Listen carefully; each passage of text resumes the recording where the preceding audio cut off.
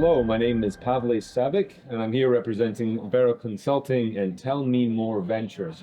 We're excited to have with us an esteemed colleague, Venkat from Mindsprint. We're going to dive into what his organization takes care of and how they're working in supply chain, AI, and technology. So Venkat, welcome. Thank you for joining us. Thank you. Absolute pleasure to be here, Pavle. Absolute pleasure. Thank you very much. So I'm curious to hear about what the organization focuses on and how it is successful globally in applying supply chain technology and data. Yes, absolutely. First of all, Mindsprint is a boutique IT services and business process services organization. We are headquartered in Singapore. We are a 3,000 strong team comprising technology professionals and domain experts, cutting across supply chain, cutting across finance, technology, etc. Yes, we have had a number of years of experience in developing digital platforms. And these digital platforms were primarily focused on developing strong supply chain. The parent company of ours is Olam. So if you had had your coffee this morning, there is a very high likelihood that coffee came from our parent company.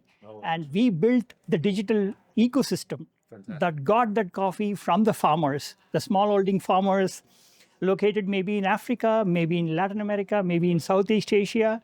That coffee is kind of digitally procured and routed through the systems that we built before it got to you as a retail customer. So the hyped up and hyper-focused New Yorkers have your company to thank for that, for supplying them coffee. Terrific. So you're on the ground as well as digital. Yes. Talk to us about how those two disparate functions come together in the organization, and how AI and data comes together. Yes, absolutely a good question. So any of these processes that involve collection of commodities needs to happen. One is a physical channel of procuring it, but the other channel is in terms of recording it and understanding what kinds of quality is coming from where, what kinds of geotagging is applied to them, so that we ensure that it is collected from a sustainable, from a place where we can able to trace where is it coming from, so that the quality and the integrity of the commodity that is being supplied to the end customers is preserved. And I understand that also. So for example, to that example, if there is a contaminated commodity, let's say, then your company has the AI and the ability to source that and be able to rectify it or extract it from the process. We are able to track it immediately. Because we use technologies such as the QR codes or the RFID tags to digitally track them.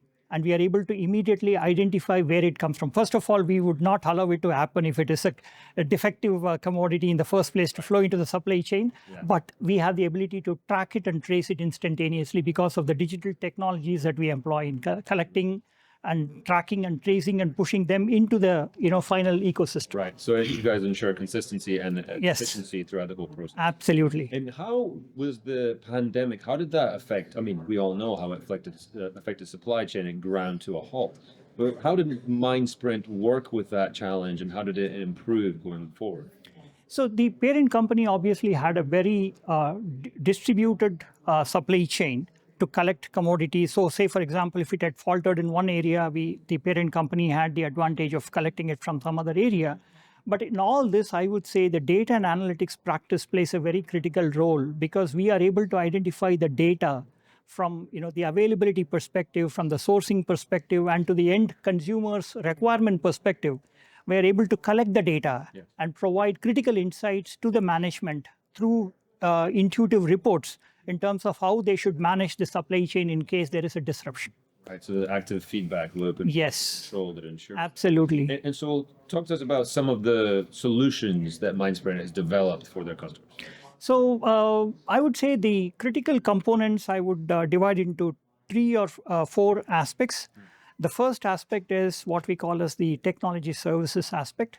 And within technology services, we have multiple sub-segments within them. The first one is data and analytics, where we are able to collect data, interpret data, provide intuitive visualization for people to take action, also build a lot of algorithms in terms of optimizing the supply chain, in terms of optimizing the cost. That is one segment of it. The major segment within the technology services is the ability to build digital platforms. So the digital platforms that we have built, for example, a mobile application is being used today by a farmer who is located in a remote location.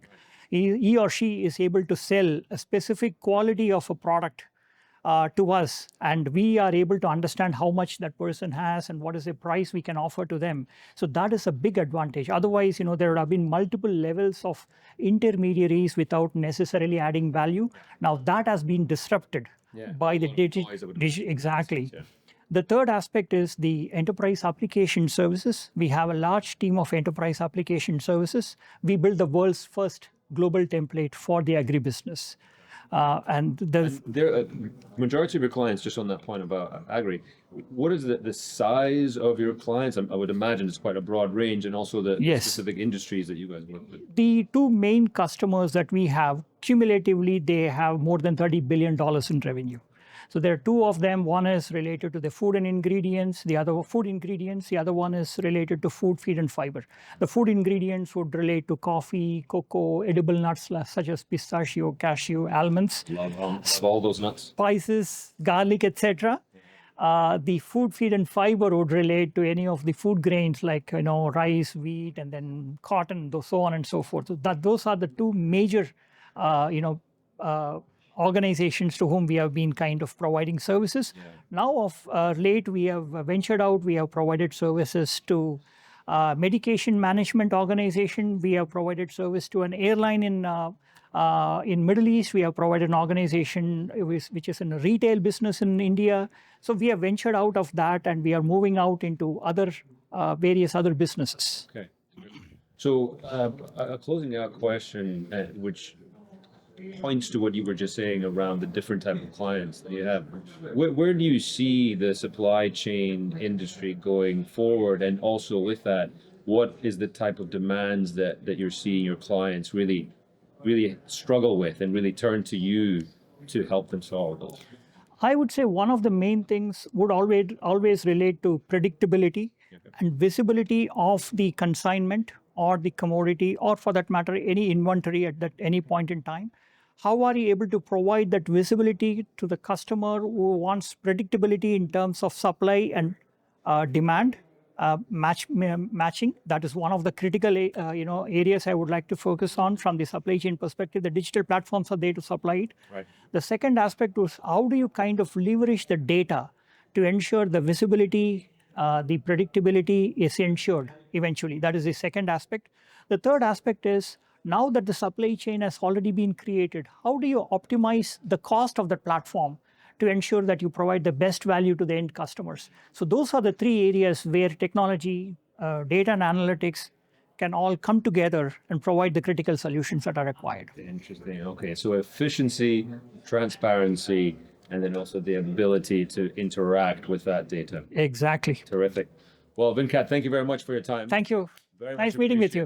And that was Venkat from Mindsprint.